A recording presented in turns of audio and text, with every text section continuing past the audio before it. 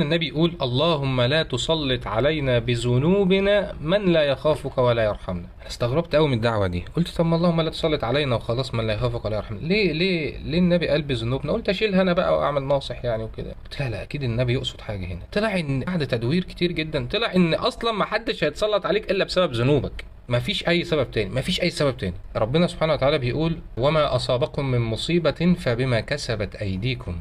آية واضحة جدا، ما قالش أي سبب تاني. سيدنا يونس لما عصى أمر ربنا، لما قال له افضل مع القوم دول، افضل ادعوهم لربنا، بعد كده هو سابهم ومشي. سيدنا يونس عمل حاجة غلط، ربنا أمر عليه بعقاب. قعد مع ناس في السفينة، الناس عندهم معتقدات غريبة كده، البحر هيجي يرمي حد من على السفينة، يعملوا القرعة 3 مرات يطلع سيدنا يونس يرميه يلاقي الحوت مستنيه تحت. ربنا أمر بالعقاب، عمل حاجة غلط.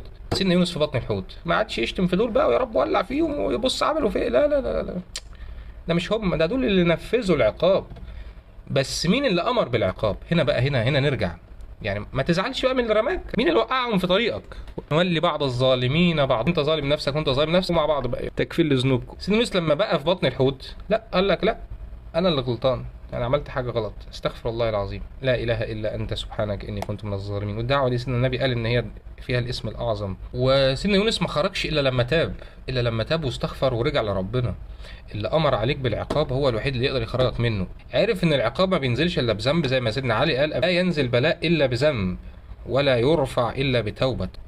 يعني اذا ده عقاب، ولكن في نفس الوقت هو محبه، لان في ناس بيسيبهم ده، بل بيديهم فلوس وبيديهم وبيدلعهم اكتر، زي ما قالك انما نملي لهم انما نستدرجهم، زي قارون مثلا يديله يزود له، خد خد خد مش عايزينك، انما اللي بيحبه تعالى ايه اللي انت عملته ده. اذا البلاء هو محبه وعقاب في نفس الوقت. ولنذيقنهم من العذاب الادنى دون العذاب الاكبر لعلهم يرجعون. طيب بعدين انت مشكلتك ايه تيجي قدام مشكله سيدنا يونس؟ يعني ده في بطن الحوت، في اعماق البحار، في حته ما يعلم بها الا ربنا، يعني ما فيش ذرة واحد من مليون في المية كده ان هو في امل اصلا، فاهم؟ قال لك لا انا مع ربنا، ده اللي اذن عليا بالعقاب هو الوحيد اللي يقدر يخرجني منه، مفيش حد تاني. النافع والضار ربنا. هو ربنا قال لك انواع الابتلاءات ايه؟ ولا نبلونكم بشيء من الخوف والجوع ونقص من الاموال والانفس وبشر الصابرين الذين اذا اصابتهم مصيبة قالوا انا لله وانا اليه راجعون. مصيبة، وما اصابكم من مصيبه فبما كسبت ايديكم، مصيبه برضو. المصيبه دي هي دي، ده بيقول لك بص البلاء اللي هينزل عليك هيبقى شكله عامل ازاي. وبشر الصابرين. تمام كده، ايه ده؟ بيقول لك اصبر اهو. الناس مسكت في دي وسابت كل حاجه، مسكت في بشر الصابرين وسابت الايتين والثلاث ايات اللي قبلهم واللي بعدهم ونسيت الايه اصلا.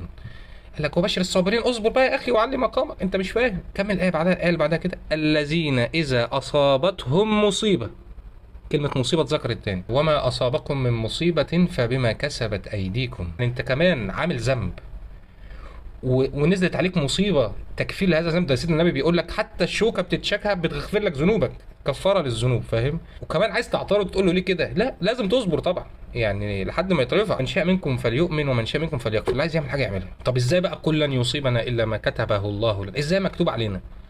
ما هو ربنا بيقول اهو من شاء منكم فليؤمن ومن شاء منكم فليكفر. ربنا بعلمه المستقبل عارف ايه اللي هيحصل. ربنا عنده قدره مش عندنا، مش عند حد. ربنا عارف انت هتعمل. ما هو بيقول لك فمن شاء منكم فليؤمن ومن شاء منكم فليكفر، وبيقول لك وما اصابكم من مصيبه فبما كسبت ايديكم. انت السبب. انا حاطط قوانين وماشي على الدنيا كلها، انا حاطط قوانين ان اللي هيذنب ليه عقاب فلاني كفره له. طب انا لو مش بحبه بقى، ده انا مش بحبه مثلا، لا سيبه بقى. انما نملي له، ده يزوده ويدي له عيال ويدي له فلوس، وبدل ما تشرب مره اشرب مرتين، بدل ما تزني مره اذني 10. خلاص بقى روح، مش عايزينك. وما اصابك من حسنه فمن الله وما اصابك من سيئه فمن نفسك. ده خلاص خلص الكلام. نعمل ايه طيب عشان نخرج من البلاء اللي احنا فيه؟ عشان تخرج من البلاء اللي انت فيه ربنا قال لك ومن يتق الله يجعل له مخرجا ويرزقه من حيث لا يحتسب. يعني ايه التقوى؟ التقوى يعني تلتزم بالأوامر وتلتزم بالنواهي. ربنا قال لك صلي وصوم وزكي، وقال لك اوعى تقتل واوعى تزني واوعى تشرب الخمر. يعني في اوامر ونواهي كتير جدا تراجعها كلها، جعل لك مخرج. في ناس تقول لك لا اقرا الايه دي مش عارف 100 كام مره هتفرج. يا عم انت ايه اللي انت بتقول؟ ربنا بيقول لك اتقي هتفرج. تقول لي لا قولها كذا مره، انت بتهزر بقى ولا ايه؟ يعني 1 زائد 1 بتساوي 2، حقق المعادله هتلاقي نفسك متدلع. ربنا قال لك استغفروا ربكم ثم توبوا اليه يمتعكم متاعا حسنا الى اجل مسمى. يدلعك لحد ما تموت الى اجل مسمى. طب ماذا لو انا اوريدي متقي؟ يعني ربنا بيقول لك اللي هيتقي هيتدلع، اللي هيستغفر ويتوب من الحاجات اللي عملها هيتدلع. طب ماذا لو اوريدي انا متقي؟ هبقى متعذب 10 مبشرين من الجنة مليارديرات كلهم. إن النبي قال في حديث البشر منازل عند ربنا، 4 منازل عند ربنا، أعلى منزلة فيهم من آتاه الله علما ومالا. ركز في آتاه دي، ما قالش اكتسبه، لا ده ربنا اللي اداهوله. آتاه الله علما ومالا، علما اللي هو فاهم في دينه يعني، فبيتصدق بقى وياخد الفلوس وبيعمل خير وبيساعد الناس وهكذا. وبعدين سيدنا النبي كان غني على فكرة، وجدك عائلا فأغنى، ربنا أغناه، ما تصدقش إن هو فقير. النبي كان غني عليه الصلاة والسلام. ربنا بنفسه قال إن هو أغناه. تخيل ربنا لما يقول لحد أنا أغنيتك، هيبقى فقير إزاي؟ قال لك ومن يتقي. طب عايز اخرج من البلاء اللي انا فيه تاني، اعمل ايه في ايه؟ قال لك من لزم الاستغفار جعل الله له من كل ضيق مخرجا ومن كل هم فرجا ورزقه من حيث لا يحتسب. الزم الاستغفار، استغفر الله العظيم، ولو قلت بس استغفر الله، حتى قولها كتير على قد ما تقدر، ما تنقصش عن 10,000 في اليوم، وانت بتعمل ايا كان، ماسك المسبحه ما بتسيبهاش.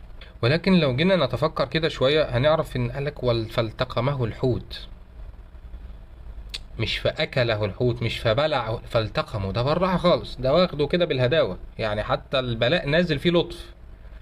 فاهم حاجة؟ وعايزك ترجع، وربنا سبحانه وتعالى علمه يبقى عارف ان انت كويس وعارف ان انت هترجع، فتعالى تعالى. ده ايه اللي انت عملته؟ اللي انت عملته ده غلط، فاهم؟ اللي بيتلسع مرة ما بيكررهاش تاني يعني.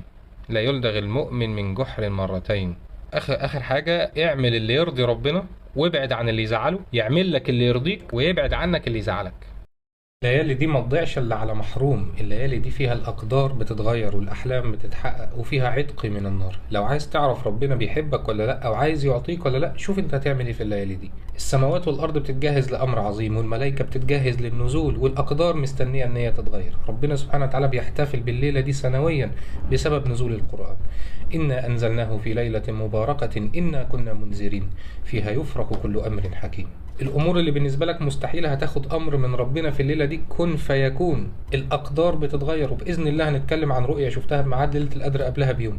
ولكن العبره في الموضوع ان انت تقوم الليالي كلها، هو ده اللي هيدرك ليله القدر.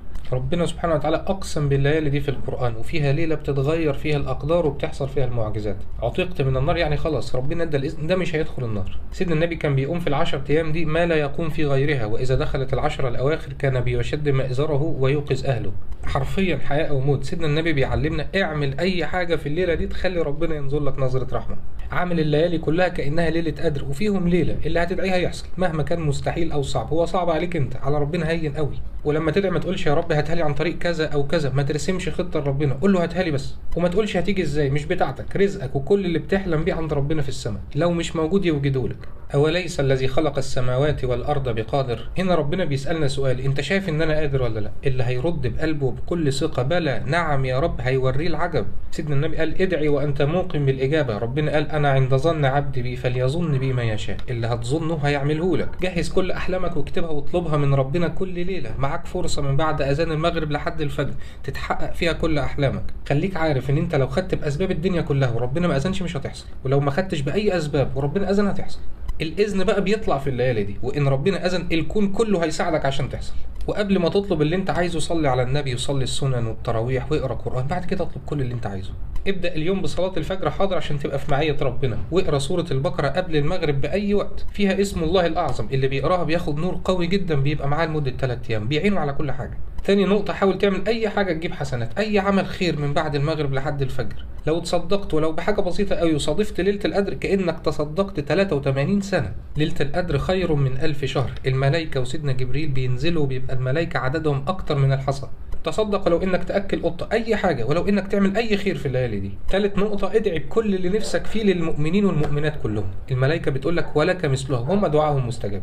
واصلا عشان ايمانك يكتمل لازم تحب الخير لغيرك زي ما بتحبه لنفسك بالظبط. ولو دعيت لهم بالمغفره، سيدنا النبي عليه الصلاه والسلام بيقول انك هتاخد على كل واحد فيهم حسنه. شوف كم مليار. انت سر حياتك كله ان انت حسناتك تبقى اكتر من سيئاتك، فتاخد كل اللي انت عايزه في الدنيا وفي الاخره. ولو صادفت ليله القدر كانك عملتها 83 سنه، 1000 شهر، تخرج من رمضان مجبور الخاطر. عشان رمضان ده ربنا يفرجها عليك، اعمل حاجه ما عملتهاش قبل كده. العشر الاواخر المغرب يأذن، يا دوب تصلي وتفطر وتقضيها كلها في العباده، اذكار وصلاه على النبي ودعاء، اللي هو ما تضيعش وقت على قد ما تقدر. سيدنا النبي كان بيعمل كده، اعمل زيه وهتشوف العجب.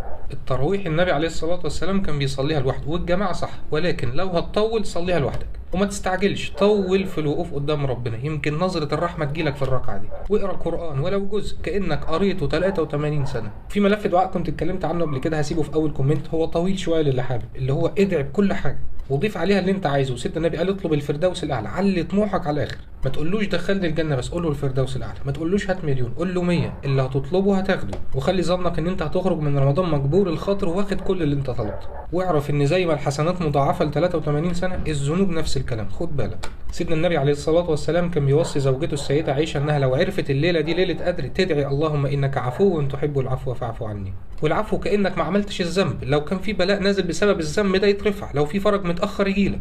فاذا الليالي دي ليالي عباده، خصوصا الدعاء. طالما ربنا قال لك دي ليله انا بغير فيها الاقدار، يبقى هو عايزك تدعي. حاول توصل في الليالي دي لدرجه انا ما فيش حاجه تانية اقدر اعملها، وانا عرفت ليه ربنا بيقفلها قوي ساعات، طلعت محبه وعشان يفرجها قوي. سيجعل الله بعد عسر يسرا، احسن الظن بالله فهو ارحم بيك من نفسك.